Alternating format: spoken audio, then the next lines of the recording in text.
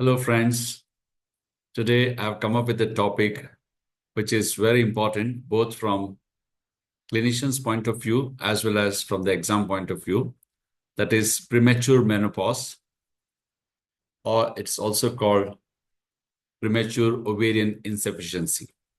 There are lots of issues in this, ranging from the health issues as well as infertility. I'll be dealing with both of them.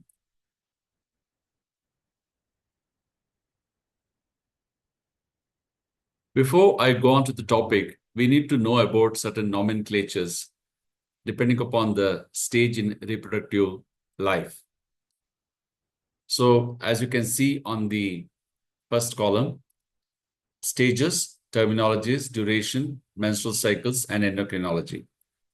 The stages are considered as -5, -4, -3. Obviously, the transition from premenopause to menopause is considered as 0.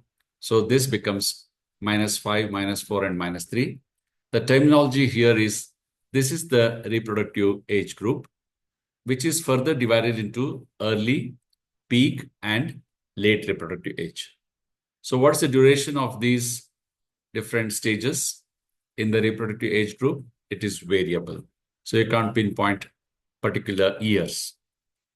How about the menstrual cycles?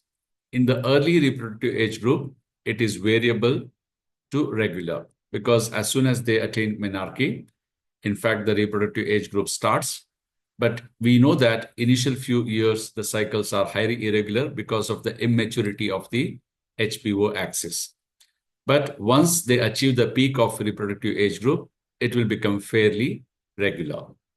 As far as endocrinology is concerned, there will be normal FSH in the early and peak reproductive age group, but as it approaches late reproductive age group, or what we call menopausal transition, FSH slowly starts rising as the follicles start depleting.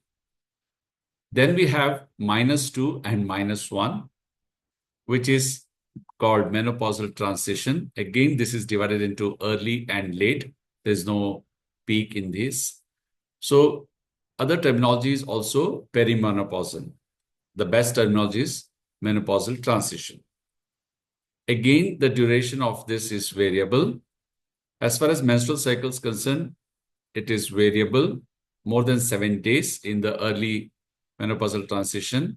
It could be equal to or more than 2 skipped cycles, not just the days, 2 cycles, or amenorrhea up to 2 months and more. Obviously, FSH in this transitional period is increased. Then we have this median of around 51 years, which now onwards will be +1 and +2. This is called postmenopausal period. The +1 is the early one, and the next one is the late. So early, there is A and B. A is 1 year up to postmenopause, and B is 4 years up to menopause, and after that it is late menopause. Obviously, when we say 1 year, amenorrhea of more than 12 months, that is the definition, theoretical definition. But practically, if somebody doesn't menstruate for 6 months, you can start investigating her, whether it is true menopause or any other problem. Whereas after 1 year, there won't be any menstrual period at all, including, of course, the late period. Very, very obviously, in the early postmenopausal age group, the FSH is increased. But if you look at the late menopause, then pituitary also gives up, beating the ovary. So that will also slowly start declining. So this is a very important table. All of you must know about this table. What are the different stages of the menopause or reproductive age group? Yes, I was talking about the premature menopause today, and it is divided into early and premature menopause. The normal menopausal age group all over the world, especially in India, is not a fixed year, particular year. I had shown that median as 51, and that's why it can range anywhere between 45 to 55. So early menopause is before the age of 45. It affects 5% of the women, whereas premature menopause, or what we call premature ovarian insufficiency, is something before the age of 40. So early menopause is before the age of 45, but it is between 41 to 45, let's say. But when we say premature menopause, it is before the age of 40. It affects 1% in less than 40, 0.1% when you say if it is less than 30 years, and 0.01% if it is less than 25 years. Most probably, the last ones are usually Turner syndromes, where to start with itself, they have very, very few eggs, and they will attain premature menopause very early in life. What is the epidemiology of this? The prevalence was higher in countries with medium and low human development indices. So it is something to do with the human development. In women experiencing secondary amenorrhea, 4 to 8%. In cases of primary amenorrhea, it is 10 to 28%. Obviously, because in cases of primary amenorrhea, we have to think of drastic problems with the ovary, especially Turner syndrome. I'm repeatedly quoting the same syndrome because it's very well known and easy to understand. So there may be streak gonads with no endowment of follicles, or in mosaic cases, there'll be very few follicles which will be depleted very fast, because we know every month, whenever one follicle is being ovulated, there are many follicles that are depleted. So that's why the incidence of premature menopause is higher in primary amenorrhea, 10 to 28%, whereas it is lower in secondary amenorrhea. These are the women they may be having Savage syndrome, or the problems with the receptors in the ovary. So which will have problems, and they also will have premature menopause, but the incidence is 4 to 8%. The incidence also depends upon ethnicity. So in certain ethnic races, it is very common. Premature ovarian failure or premature ovarian insufficiency. What should be the terminology that is used? So I'm quoting Ishre here. So when you say failure, it usually denotes that there's a total failure of everything. But when you say insufficiency, there are sporadic situations where there is proper functioning, and most of the time it is not functioning. Let's look at it. Some patients are known to have residual ovarian function that seldom leads to pregnancy.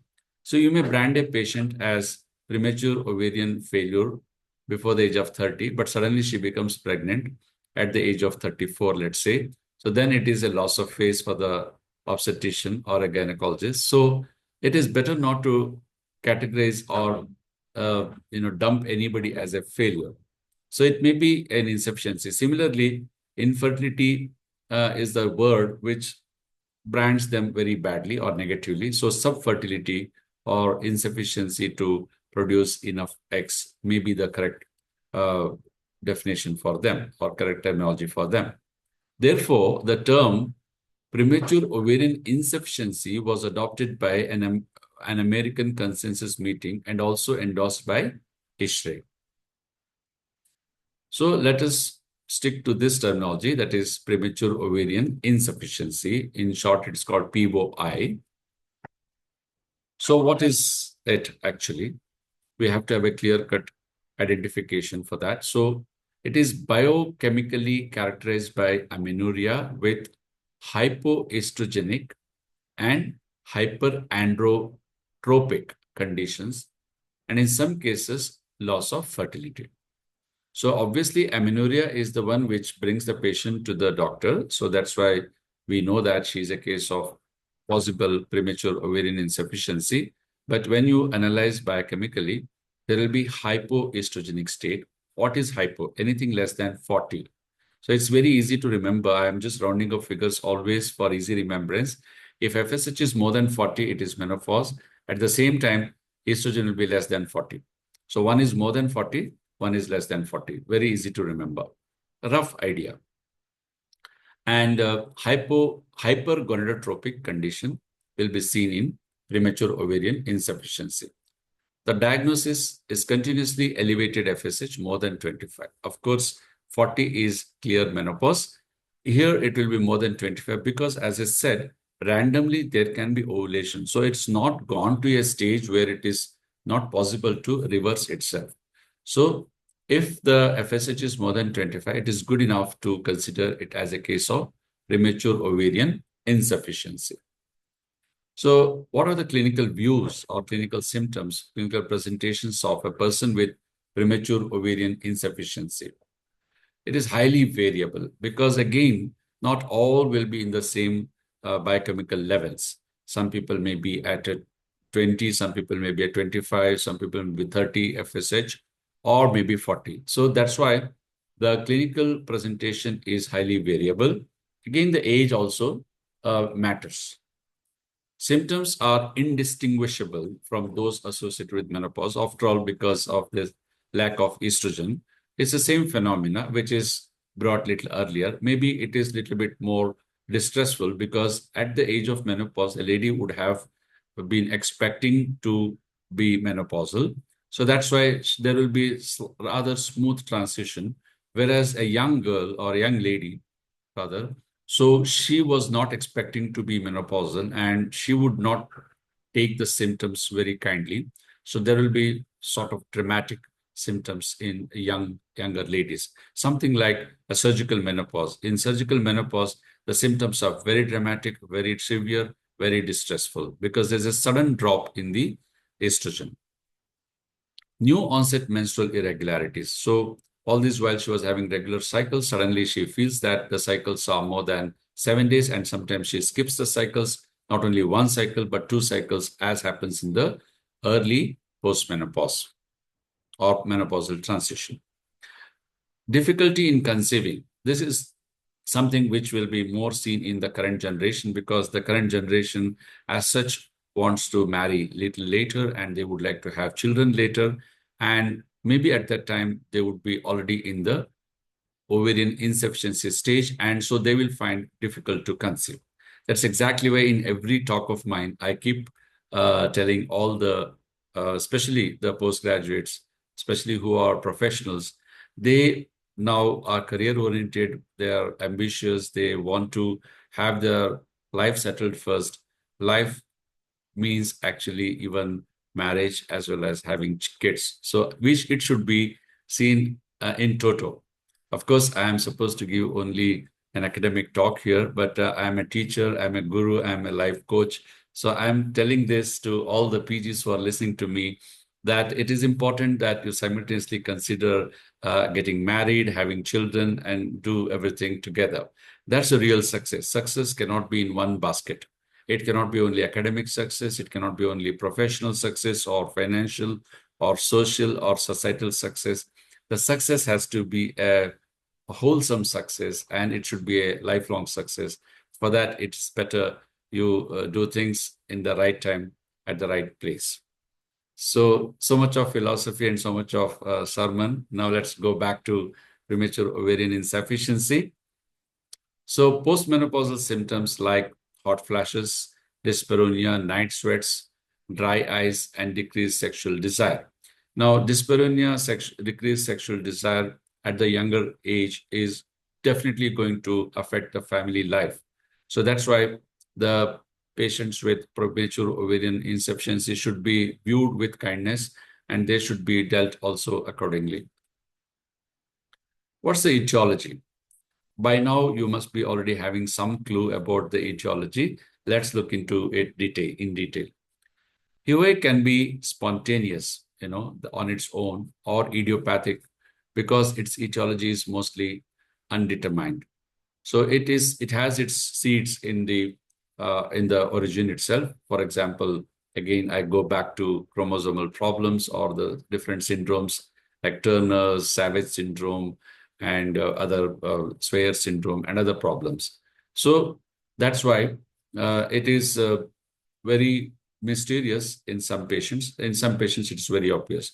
One which is iatrogenic, one which is external is easily understandable. For example, if somebody is receiving chemotherapy, somebody is undergone some surgical treatment, some blood supply is reduced to the ovaries. These things are understandable, but others are little difficult to understand. POS is prompted by underlying mechanisms such as early follicular depletion. This typically happens again in the Turner syndrome or wherever the endowment itself is low. As all of us know very well by now that in women, there is a fixed amount of eggs that are endowed to her. And every cycle, she would lose so many eggs in order to ovulate one particular good egg. It is estimated that in a lifetime, a lady would ovulate only 400 eggs. And along with that, so many, thousands and millions of eggs are depleted. Unlike in men who can produce sperms even after the age of 55 or 60, although the quality of those sperms may not be very good. So depletion of follicles is one of the important mechanisms by which the premature ovarian insufficiency occurs. Second one is blockage of follicular maturation. Maybe there is endometriosis. There may be dense adhesions. There may be PID which has gone into frozen pelvis. So there is no scope for the follicles to mature, and they are not even if they are mature, they may not be released, and that's why there will be difficulty in having fertilizations. So that is also seen as probably the premature ovarian insufficiency. In fact, the blockage for the maturation is not exactly the depletion, but it is the maturation problem. Then destruction of the oocyte pool. Again, it happens in cases where you do a very drastic surgery for endometriosis, very aggressive surgery, because while removing the endometriotic tissues, you may be removing some of the healthier ovarian tissues as well. Or if you are doing a ovarian cystectomy for a benign cyst, or even sometimes a malignant cyst, there will be destruction of oocyte pool. Same thing happens with chemotherapy as well as radiotherapy. Resistance ovarian syndrome. These are typically Savage syndrome or other syndromes, pure gonadal dysgenesis. These are the cases where there will be resistance to the follicle or stimulating hormone and FSH and LH. So that's why there will be insufficiency. Let us look at the actual causes. What I told you is the mechanism by which it happens, the actual causes, the genetic causes. Again, I have listed these causes in such a way that also I have changed the font size to tell you the commonality of the problem. See, I have put in biggest possible fonts as far as Turner syndrome is concerned. I think this is the 40th time I'm telling about Turner syndrome in this particular lecture. So it could be 46XO or a mosaic. And then we have trisomies, trisomy X, that is 47XXX. Just because there's one extra X, that doesn't mean that she will have good endowment of the X. It is, in fact, other way around. So I decrease the font to tell you that it is not that common. Deletion of X chromosomes. Again, that again means that something like 46XO only. And fragile X premature. So that is another issue that can have. I further decrease the font because this is not that common. Autoimmune polyglandular syndrome 1 and 2. And the other one is BPES, that is blepharophimosis, something like phimosis in the phallus, ptosis epanthecus inversus syndrome. I mean, I just heard it as I was preparing for this particular lecture. I don't remember knowing this during my PG days. Fanconi anemia, and further reducing the font, ataxia telangiectasia, and autoimmune oophorytis. So as you can see now, the common ones are in the bigger font and the less common ones are in the smaller font, but a postgraduate must remember all these things to write in a theory. Non-genetic causes. Now, the previous slide showed you the genetic causes. This slide will show you the non-genetic causes. Basically, enzyme deficiency, galactosemia, or 17-alpha hydroxylase deficiency, which helps in the aromatization, and aromatase deficiency itself. So unless the ovarian cells, the granules and thecases, they produced, this is a two-cell, two-hormone theory, they produce the estrogen and progesterone in the adequate quantities, there will be a situation of premature ovarian insufficiency, even though there is random ovulation. The other non-genetic causes are obviously infection. The mumps, which will destroy the ovaries. That's the most common. It can destroy even the testes. Chicken pox, again, rarely. Tuberculosis, we know tuberculosis can destroy everything, tubes, ovaries, uterus. And once there is tuberculosis, gaining back the fertility, genital tuberculosis, gaining back the fertility is extremely difficult, even if you treat it successfully. Malaria, and cytomegalovirus. So we have to be careful whenever the lady develops these infections, it has to be promptly treated. Otherwise, there can be permanent destruction of the ovaries.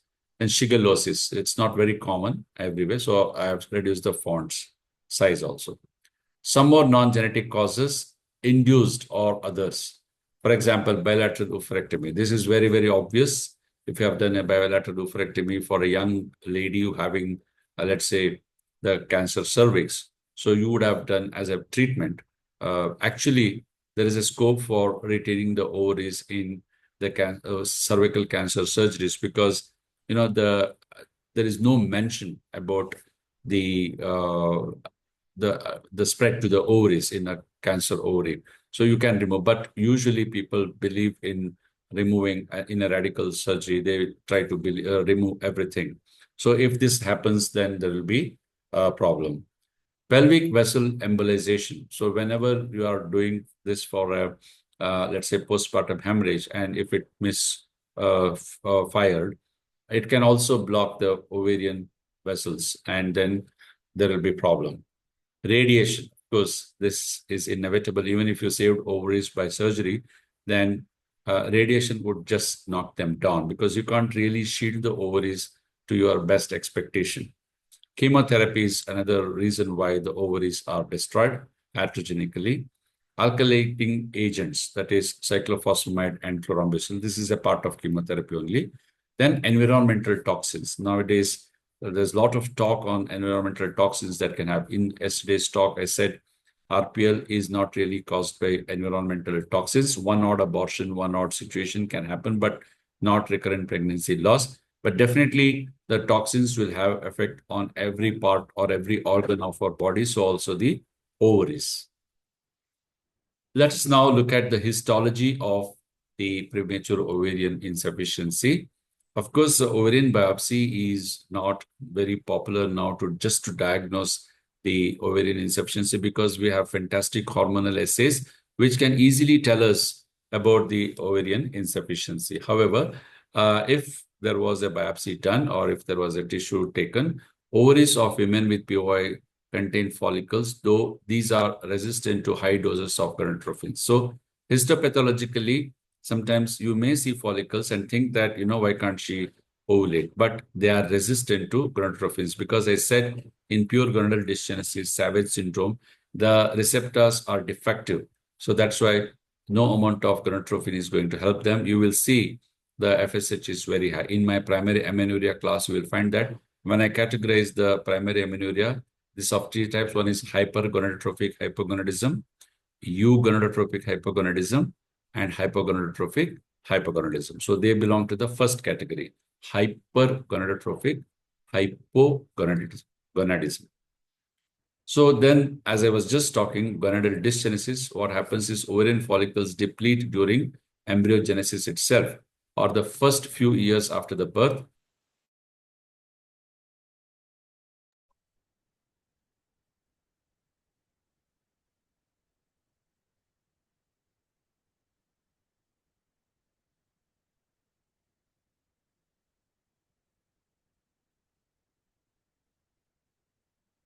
Sorry, there was an interruption.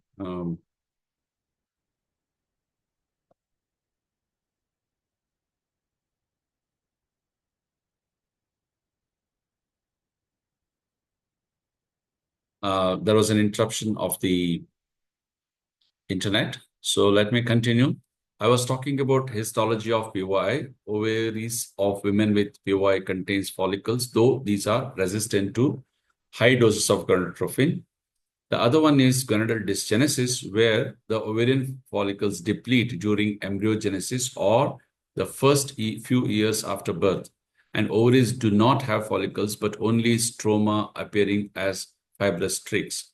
So, as I said, this is only if you have done a ovarian biopsy and sent it for confirmation.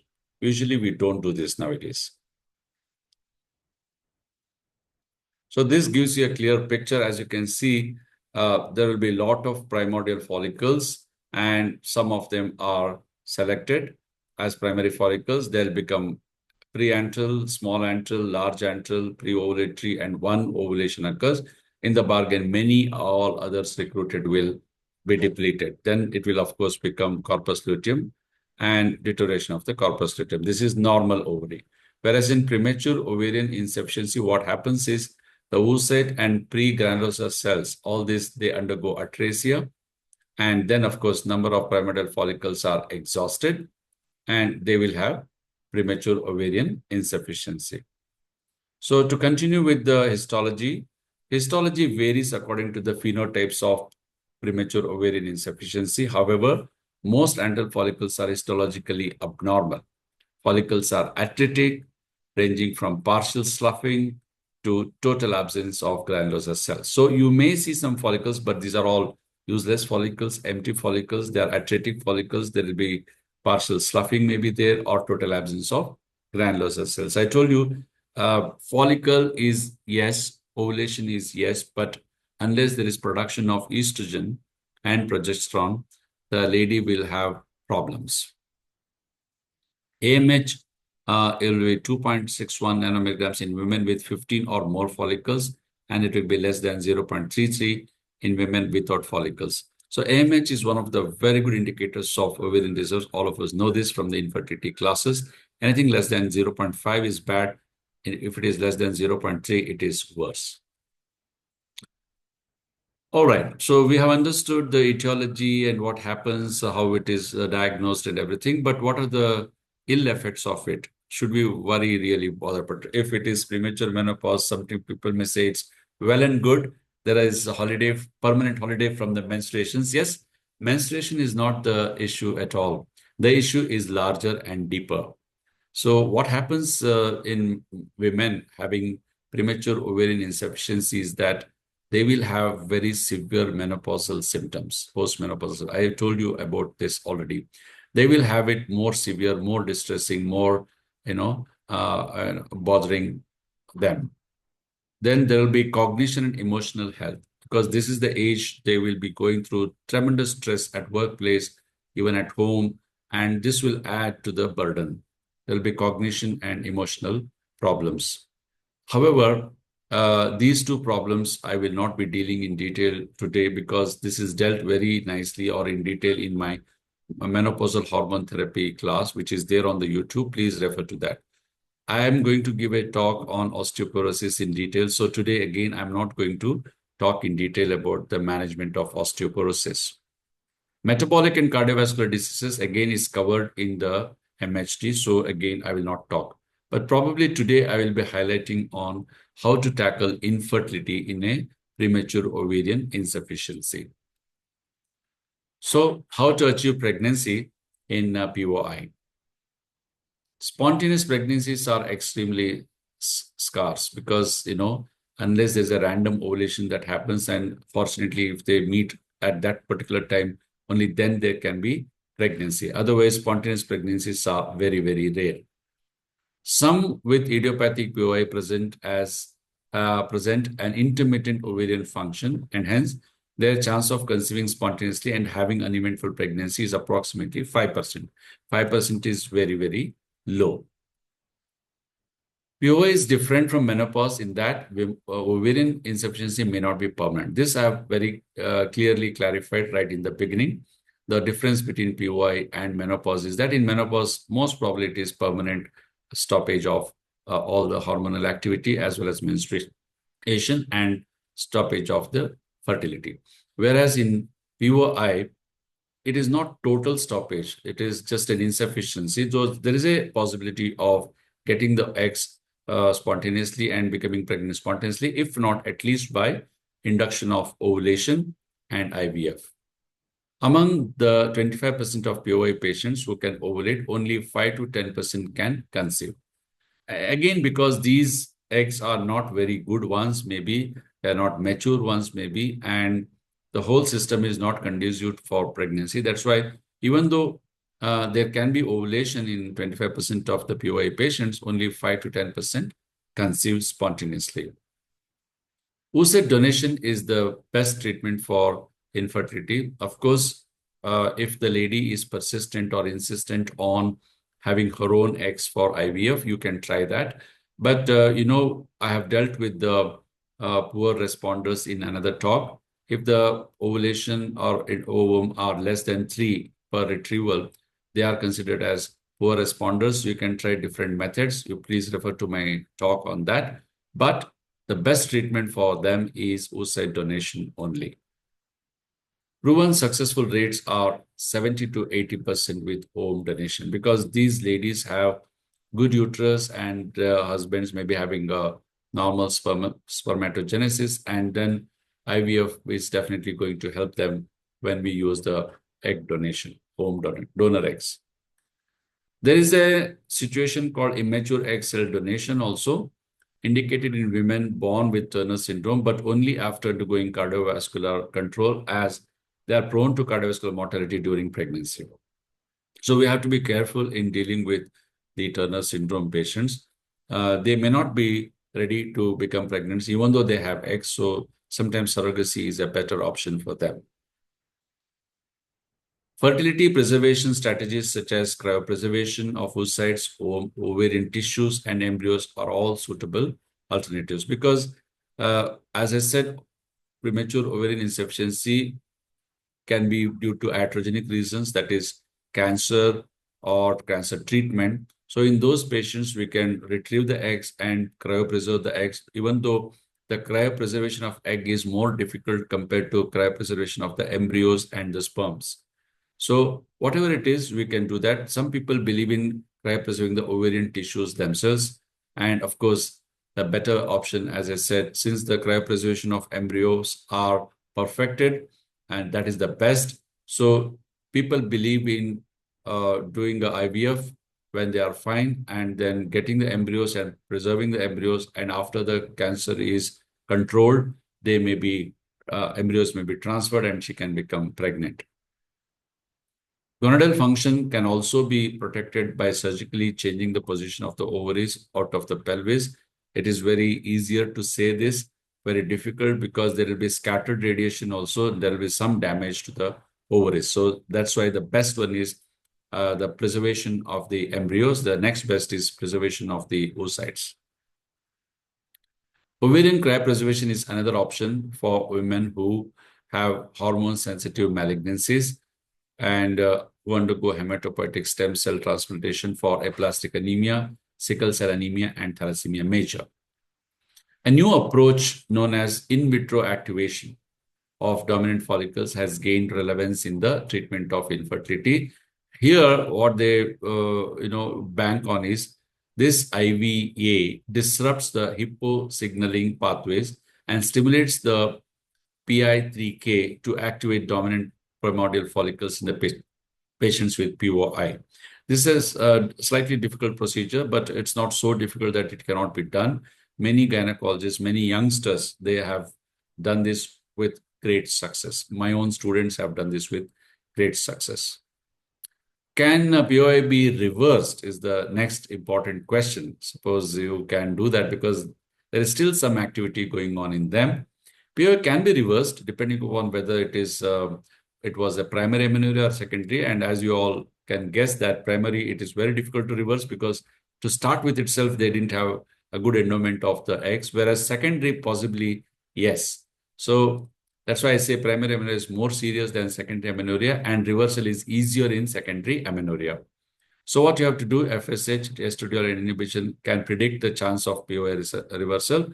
If you feel that the FSH is not so bad as more than 25, so you still have some hopes of giving, gonadotropins for these people, or you can retrieve the eggs and get the fertility. HRT. Now, when nothing is possible, we have to look at the health issues. As I said, I have spoken in detail about menopausal hormone therapy, but I want to clarify this. Menopausal hormone therapy is totally different from HRT. So earlier, everything was called HRT. HRT is hormone replacement therapy for women who are before menopause because of the reasons like this premature ovarian insufficiency or iatrogenic ovarian insufficiency. Whereas postmenopausal hormone therapy is different.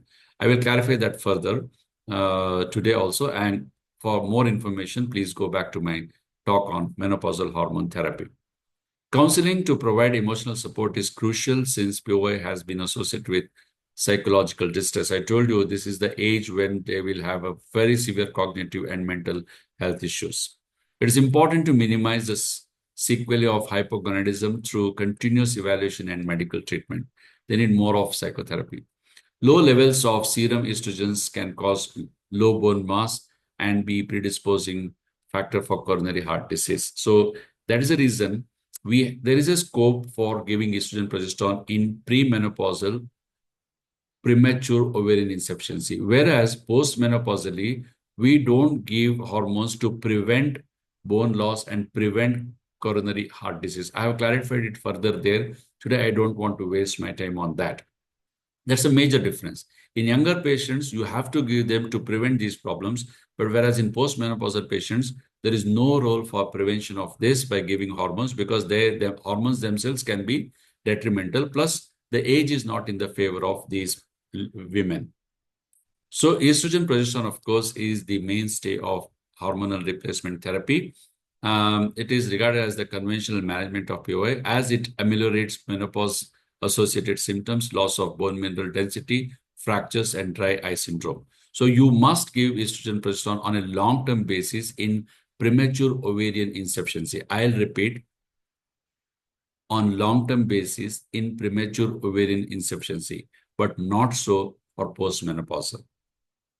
HRTs include the administration of bioidentical and non-bioidentical estrogens and progesterones such as norgestrel and progesterone, as well as compounding for women that require multiple hormones.